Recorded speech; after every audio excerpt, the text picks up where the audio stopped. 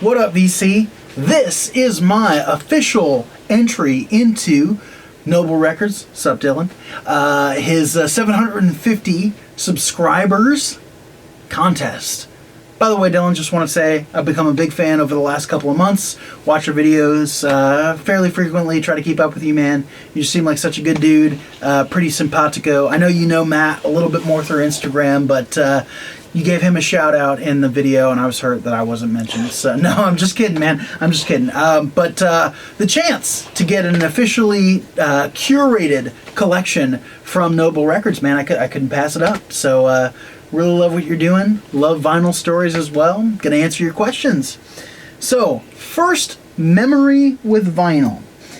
Combined a little bit between my own memories and recollections that were given to me. Well, here it is. The Houston double take, baby.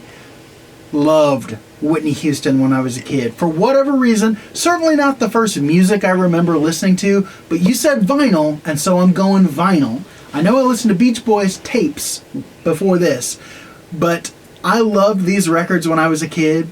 I still like a lot of tracks off of them. And apparently, according to members of my family, I once said, Whitney Houston is the prettiest woman ever, or something like that. Loved this album cover, and probably the back of this one. I'm a leg man. So, anyway, I Want to Dance with Somebody. Still freaking amazing. And if anybody out there has seen Tony Erdmann, you know the greatest love of all. You know why it's awesome.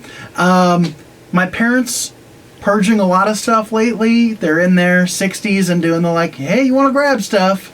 And I did. And I took these. So these are the records themselves, folks. Look at Whitney there. Look at her. This is pre-cocaine, pre-Bobby Brown. All right. Question number 2. First album that I fell in love with. Now, listen to this on CD, but knew I had to get a vinyl copy when I got into collecting records when I was a teenager. So I was probably 14 years old. I'm on that good old church youth group on that mission trip where borrowing CDs from people, and I'm in the back of the van, laying down, man, falling asleep to the music as we're rolling along. Little Pink Floyd, Dark Side of the Moon. I know you've showed this a bunch, and I've realized I'm getting terrible glare here, but basically was drifting off to the melodious tones, and then those alarm clocks, man. Those alarm clocks on time, they woke me up to a different reality, man. So, Pink Floyd, love it. This is the album, ultimately, I'm showing as the answer for this question because it's the one I've bought the most.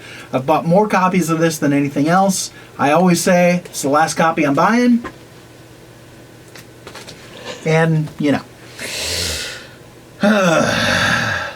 most I've ever paid for a record. Because I don't want my wife to know what I paid, you can PM me. Morgan. Bought it earlier this year. It was probably the top of my want list for a long time.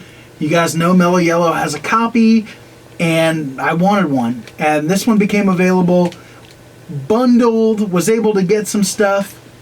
Messaged the guy, was like, hey, is the poster in there?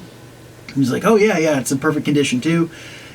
If he had actually put that in the description, guarantee this would have sold for more money way before I got to it. But I got to it.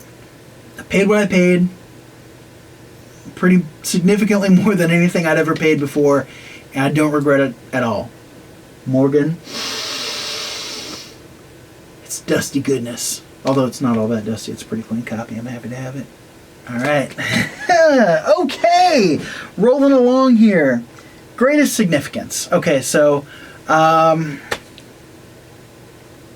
yeah, there's 3 I gotta show. I can't figure out any other way to do it. So, I suppose in the order that I got them, but not necessarily these copies. Disraeli Gears, man. It's a must-have for record collectors and site collectors. It's that 60s cover that just pops. It's a freaking amazing record. And I had it on CD when I was in high school. Loved it. Loved Cream. Loved Clapton. But when I really, on the other side of college, got into like, yeah, I'm going to be collecting records. This was an early one that I knew I've got to get a good vinyl copy of that. So I've had several. This is a super clean U.S. first pressing.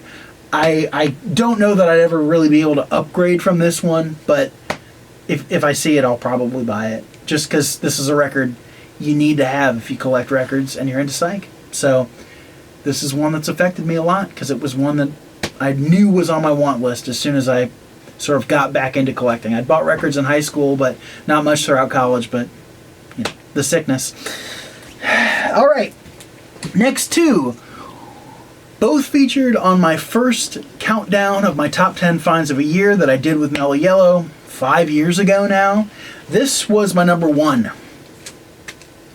U.S. pressing 1967 Pink Floyd Piper at the Gates of Dawn. This means a lot to me because a guy who...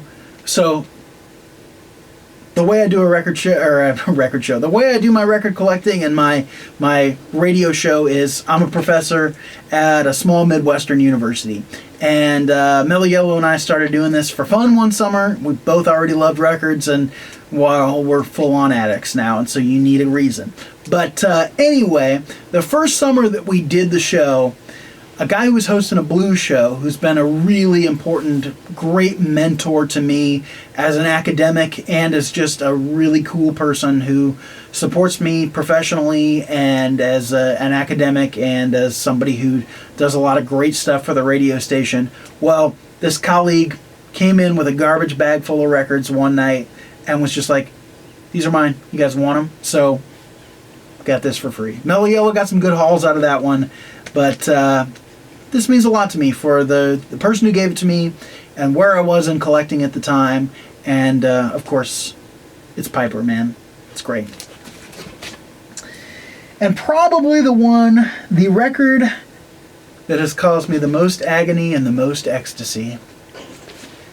Original copy of Trout Mask, baby. Saw this at a record show in, gosh, probably, so it would have been 2014 or something like that, 2015. And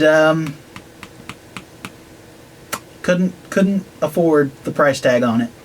Didn't even want to make the guy an offer. There was just no way I was going to be able to buy this record that day.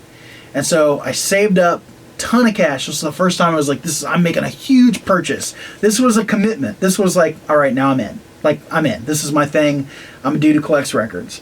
And this is, you know, I knew it as it's supposed to be the weirdest thing out there. And it pretty much lives up to the hype.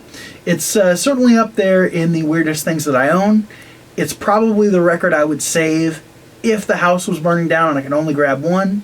It has the insert, although it's in really bad shape, but it does have the original straight inner sleeves, and the gatefold's in pretty good shape.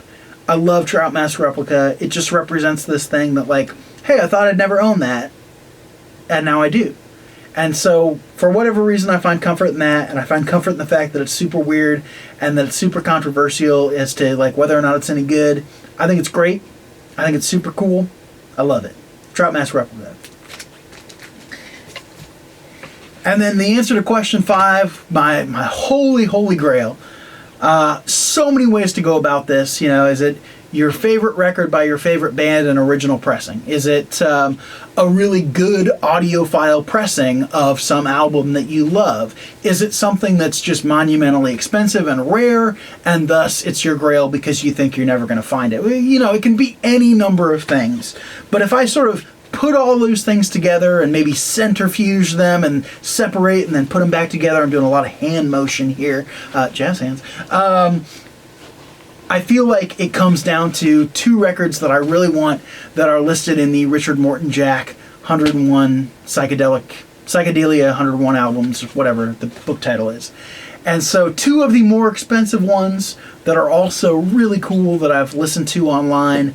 And the people who are involved in them are cool. The music itself is cool. They look cool. They're just straight up nuggets of 60s psychedelia. Blowback Johns Malone, Motherlight.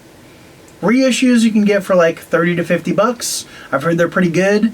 Originals are crazy, so I guess the original is the grail, but I'd love to get one of the 80s reissues as well, because I've heard they're pretty good sonically and pretty faithful recreations. And then the other one, original UK Kaleidoscope Tangerine Dream. I don't have the cool 1500 to drop on one of those bad boys. And yes, there is a recent reissue that also has a 7-inch, and yes, I will probably get that at one point. But way up there as far as like what it would cost and the likeliness that I'd ever find these. There's US records that cost a lot, but I'm like, yeah, they're US. I mean, the possibility is more out there. I will eventually, hopefully, find a Skip Spence, or I will eventually, hopefully, find Fallen Angels on Roulette or something like that. But Bowback Johns Malone, I don't think I'm coming across anytime soon.